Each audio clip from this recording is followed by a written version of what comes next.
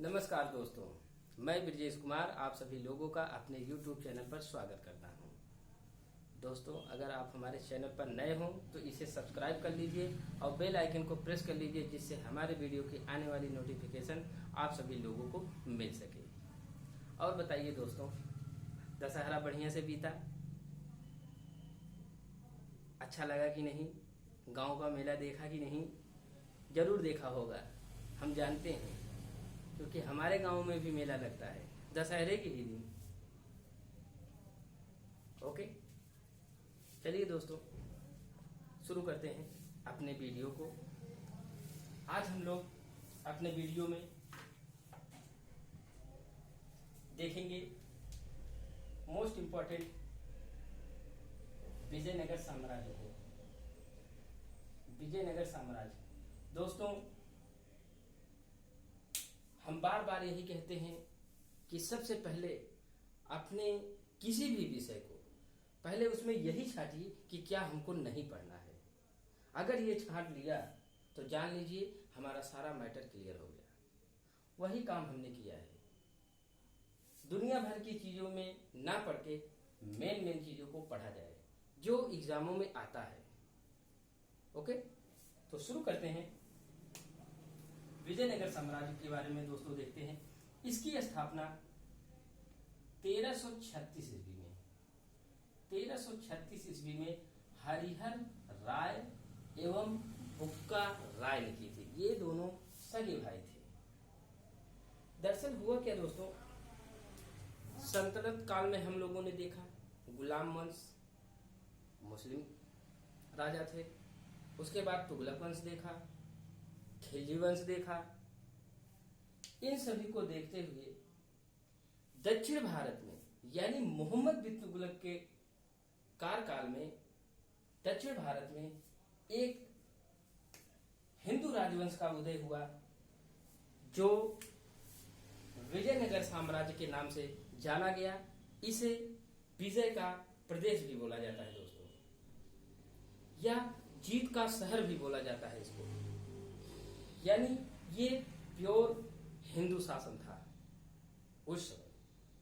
मोहम्मद बिन तुगलक काल में एक यही ऐसा था कि जो हिंदू शासन यानी हिंदू राजा था इसमें। ओके, देखते हैं दोस्तों। इसे हरिहर राय एवं बुक्का राय के द्वारा, दोनों सगे भाइयों के द्वारा इसकी स्थापना की गई थी। और दोस्तों, विजयनगर साम्राज्य जो है वो साउथ इंडिया के तुंगभद्रा नदी के आसपास के जितने भी क्षेत्र हैं वहां के क्षेत्रों पर इनका शासन था। ये एक हिंदू शासन था। और आगे देखते हैं दोस्तों, ये अपने पिता, इनके पिता का नाम संगम था। संगम के नाम पर इन्होंने संगम वंश की नींव रखी। यानी हम ये कह सकते हैं विजयनगर साम्राज्य की स्थापना किसने की? हरिहर एवं बुक्का ने। संगम वंश के संस्थापक कौन है? तो वो हरिहर एवं बुक्का है। ओके, और देखते हैं आगे। ये दोस्तों काकतीय वंश के शासक थे प्रताप रुद्रदेव। ये वारंगल के शासक थे दोस्तों। वारंगल के शासन में इनके यानी प्रताप रुद्रदेव के दरबार में, या कह सकते हैं राज्य में, ये सेनापति के पद पर थे ये दोनों भाई। ओके, सामंत कह सकते हैं, सामंत थे। आगे देखते हैं। इनकी जो राजधानी थी वो हम्पी थी। हम्पी दोस्तों कर्नाटक में पड़ता है और तुंगभद्रा नदी के पास पड़ता है। आगे देखते हैं राजभाषा। इनकी राजभाषा दोस्तों तेलुगु थी। हमने देखा गुलाम वंश, खिलजी वंश, तुगलक वंश, इन सभी वंशों की जो भाषा थी वो फारसी और अरबी हुआ करती थी। लेकिन ये साउथ इंडिया के जो हिंदू राज्य था ये, वहां की भाषा तेलुगु थी। आज भी दोस्तों उस क्षेत्र में तेलुगु ही बोली जाती है। ओके, आगे देखते हैं। ये दोस्तों तुंगभद्रा नदी के दाहिने में दो शहरों का इन्होंने निर्माण किया। एक था विजयनगर, दूसरा था विद्यानगर। तुंगभद्रा नदी दोस्तों कर्नाटक में बहती है। आगे देखते हैं। और ये दोनों जब अपना राजपाट शुरू किए तो विद्यारण्य संत से इन्होंने आशीर्वाद लेकर के अपने साम्राज्य की स्थापना की थी, हरिहर एवं बुक्का ने। आगे देखते हैं, अभी हमने बोला दोस्तों कि ये अपने पिता संगम के नाम से इन्होंने संगम वंश की नींव रखी। तो दोस्तों ये देख लेते हैं संगम वंश में कौन कौन से राजा हुए। तो सबसे पहले दोस्तों हरिहर 1336 से 1356 ईस्वी। दूसरा बुक्का फर्स्ट, ये 1356 से 1377 ईस्वी तक। हरिहर सेकंड, ये दोस्तों बुक्का का पुत्र था, 1377 से लेकर के 1404 तक। और देवराव फर्स्ट, ये दोस्तों 1406 से 1422 ईस्वी तक रहा। आगे देवराय सेकंड, ये दोस्तों 1422 से लेकर के 1446 ईस्वी तक रहा। उसके बाद मल्लिकार्जुन, ये 1446 से लेकर के 1465 ईस्वी तक रहे। उसके बाद विरूपाक्ष, ये दोस्तों विरूपाक्ष सेकंड, ये 1465 से लेकर के 1450 ईस्वी तक। यानी दोस्तों हम ये कह सकते हैं संगम वंश में 1 2 3 4 5 6 7 यानी 7 महत्वपूर्ण राजा हुए और 1458 में इस संगम वंश की समाप्ति हो जाती है। आगे देखते हैं दोस्तों, संगम वंश का वो हरिहर सेकंड ऐसा राजा था जो महाराजा धीराज की उपाधि धारण की थी। प्राचीन काल में हमने देखा चंद्रगुप्त मौर्य ने सबसे पहले महाराजा धीराज की उपाधि धारण की थी और उसके बाद विजयनगर साम्राज्य में सबसे पहला जो महाराजा धीराज की उपाधि धारण की वो हरिहर सेकंड था।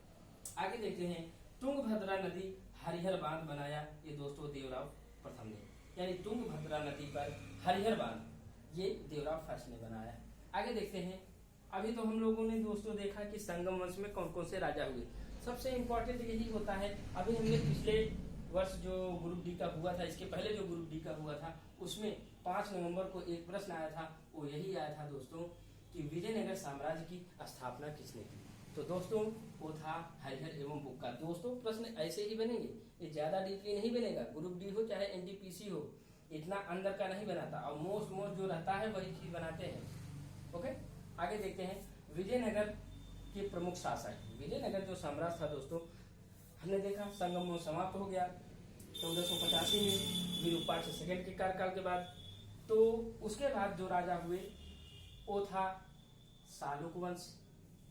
शालुक वंश दोस्तों 1485 से लेकर के 1505 ईस्वी तक रहा, ये नरसिंह शालुक थे। और तुलुक वंश ये दोस्तों 1505 से लेकर के 1570 ईस्वी तक, ये दोस्तों वीर नरसिंह थे इसके संस्थापक। और अराविडु वंश जो था वो दोस्तों 1570 से लेकर के 1672 ईस्वी तक, ये तिरुमल थे। इसके एक तरफ संस्थापक है, एक तरफ सन है, एक तरफ वंश है। हमने संगम वंश को पहले देख लिया 1336 से लेकर के 1485 ईस्वी तक। आगे देखते हैं दोस्तों, देवराय फर्स्ट के दरबारी कवि जो थे वो दोस्तों श्रीनाथ थे। ये प्रश्न आ चुका है इसलिए मोस्ट इंपॉर्टेंट है। और इनके जो दरबारी कवि थे श्रीनाथ, इनकी एक कृति थी वो थी हरविलास। मोस्ट इंपॉर्टेंट है दोस्तों, ये परीक्षा में आ चुका है। ओके, आगे देखते हैं, संगम वंश का सबसे प्रतापी या सबसे शक्तिशाली शासक जो था वो देवराय सेकंड था। उसके बाद संगम वंश का अंतिम शासक जो था दोस्तों वो विरूपाक्ष सेकंड, हमने देखा वो 1485 ईस्वी में समाप्त हो जाता है। आगे देखते हैं, इसी वंश में यानी तुलुक वंश, अगला वंश जो है तुलुक वंश, उसमें सबसे महत्वपूर्ण राजा कृष्णदेव राय था। यह तुलुक वंश का था। यह 1509 ईस्वी से लेकर के 1529 ईस्वी तक रहा। इसमें दोस्तों यह विजयनगर साम्राज्य का महानतम शासक माना गया कृष्णदेव राय। इसी के काल में तेलुगु साहित्य का स्वर्णकाल कहा गया। यानी दोस्तों कृष्णदेव राय का ऐसा काल था कि उसे तेलुगु साहित्य का स्वर्ण युग कहा गया। ओके, आगे देखते हैं, इसके दरबार में 8 दिग्गज विद्वान रहा करते थे।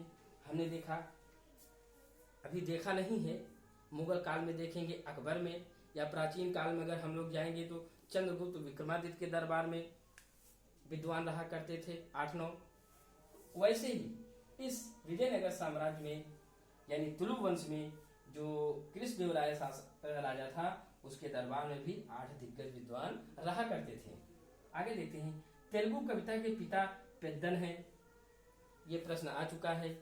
प्रश्न बना कैसे है कि तेलुगु कविता के पिता किसे कहा जाता है, तो दोस्तों वो है पेद्दन।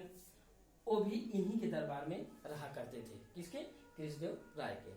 आगे देखते हैं, कृष्णदेवराय की उपाधि एक थी, इन्हें आंध्र भोज कहा जाता था, यवन राज कहा जाता था, स्थापनाचार भी कहा जाता था, अभिनव भोज, यानी 1 2 3 4 ये 4 उपाधियां इनकी थी कृष्णदेवराय की, जो मोस्ट इंपॉर्टेंट आंध्र भोज और अभिनव भोज।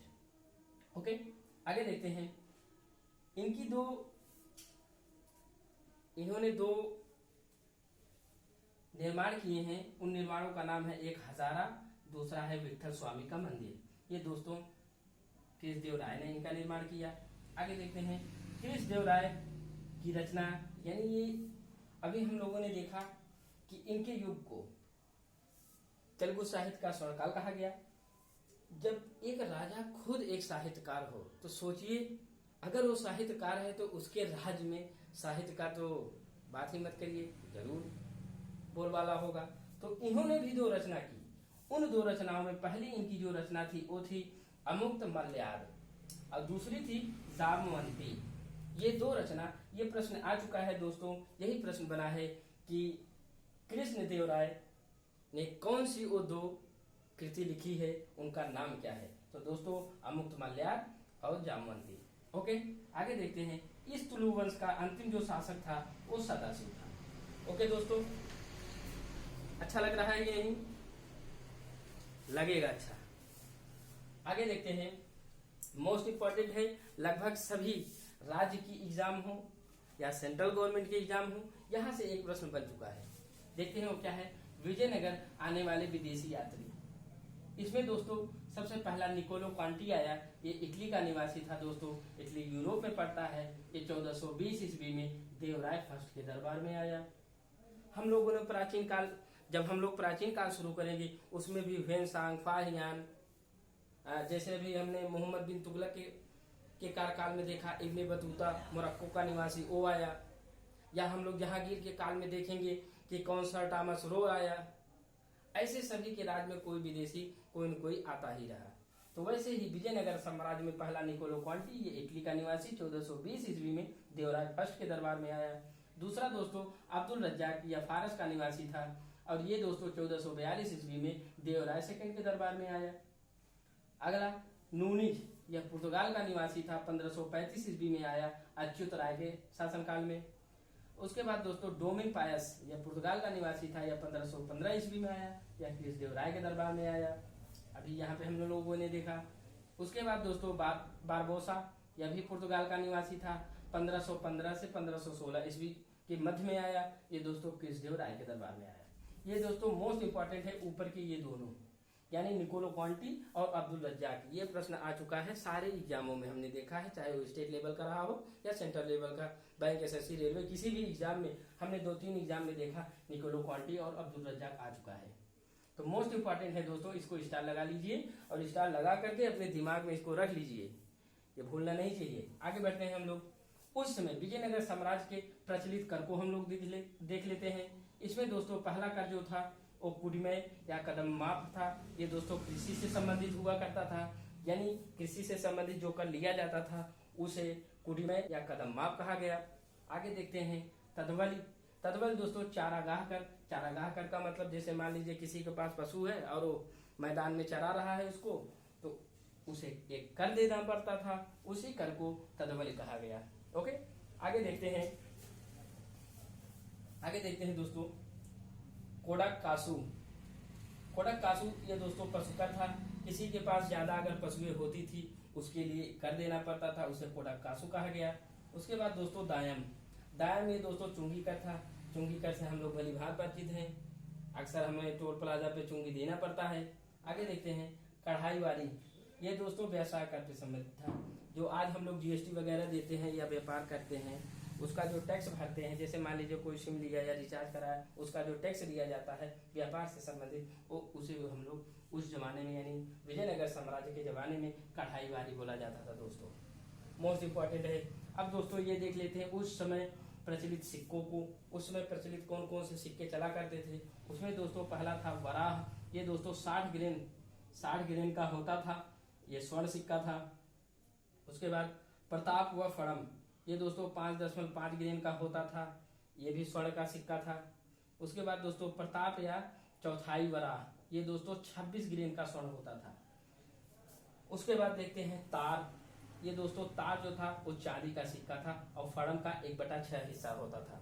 फड़म का हम लोगों ने फड़म देखा ना भी, फड़म 5.5 ग्रेन का सोने का सिक्का और ये तार जो था वो फड़म का 1/6वां हिस्सा होता था। ओके दोस्तों, हम लोगों ने सिक्कों से संबंधित भी चीज देख लिए और इससे हम लोग ये अगर तुलना करें सल्तनत काल और इस विजयनगर साम्राज्य के, कि उस समय जितने भी सिक्के चला करते थे या तो सोने के होते थे या तो चांदी के होते थे या तो तांबे के होते थे या सभी की मिक्सिंग हुआ करते थे।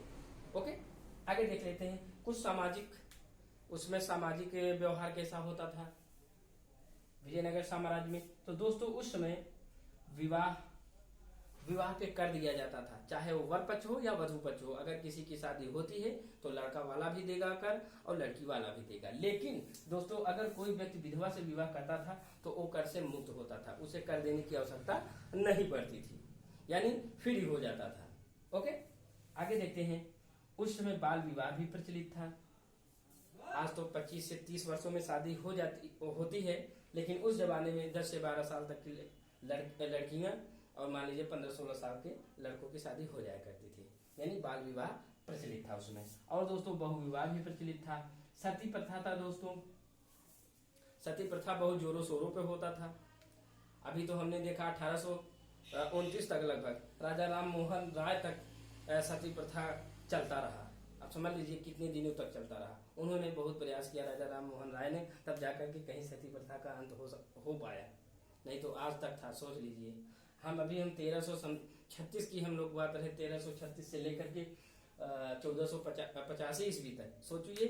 उसके बाद यानी 400-500 साल बाद तक ये प्रथा चली है, सती प्रथा, यानी राजा राम मोहन राय 1829 तक। ओके, आगे देखते हैं दहेज प्रथा। दोस्तों ये न कभी खत्म हुआ है और न खत्म हो सकता है। उस समय था और आज भी है और हमेशा रहेगा, ये खत्म नहीं हो सकता। दोस्तों विजयनगर साम्राज्य में दास प्रथा भी थी, यानी दास रखे जाते थे, दास खरीदे जाते थे, दास बेचे जाते थे। ओके, और देखते हैं दोस्तों, और राज्य का जो मुख्य स्रोत होता था राजस्व का जो मुख्य स्रोत होता था वो दोस्तों लगान था दोस्तों। लगान के रूप में कर लिया जाता था, वही मेन स्रोत। जैसे आज भी प्रत्यक्ष कर और अप्रत्यक्ष कर दोनों लेकर के हम ही से लेकर के और हम ही को दे देते हैं। आज वर्तमान की मैं बात कर रहा हूं दोस्तों, आज हर एक चीजों में हम लोग कर दिया करते हैं, चाहे वो प्रत्यक्ष रूप से हो या अप्रत्यक्ष रूप से हो। जीएसटी क्या है, एक कर ही है दोस्तों, वैसे दिया जाता था, उससे राज्य का आय होता था। और दोस्तों उस समय जो कृषि पर जो लगान लगाया जाता था वो दोस्तों 1/6वां भाग होता था। उपज हुआ, उपज होने का 1/6वां हिस्सा ले लिया जाता था। ओके दोस्तों, ये मोस्ट इंपॉर्टेंट था विजयनगर साम्राज्य। इससे ज्यादा एग्जाम में कुछ आ नहीं सकता है दोस्तों, इसलिए आप सभी से रिक्वेस्ट करेंगे कि इसको बहुत अच्छी तरीके से पढ़िएगा। और है तो बहुत सारे राजा, लेकिन इनको हम लोग नहीं पढ़ेंगे, पढ़ना जरूरी भी नहीं है। जो जरूरी था वो हम इस व्हाइट बोर्ड में लिख दिए हैं और बता दिए हैं, इससे ज्यादा कुछ आ ही नहीं सकता है दोस्तों। और दोस्तों मेहनत तो करनी पड़ेगी, परीक्षा नजदीक आता जा रहा है। ओके दोस्तों, चलिए अगले वीडियो में फिर मुलाकात होगी। नमस्कार।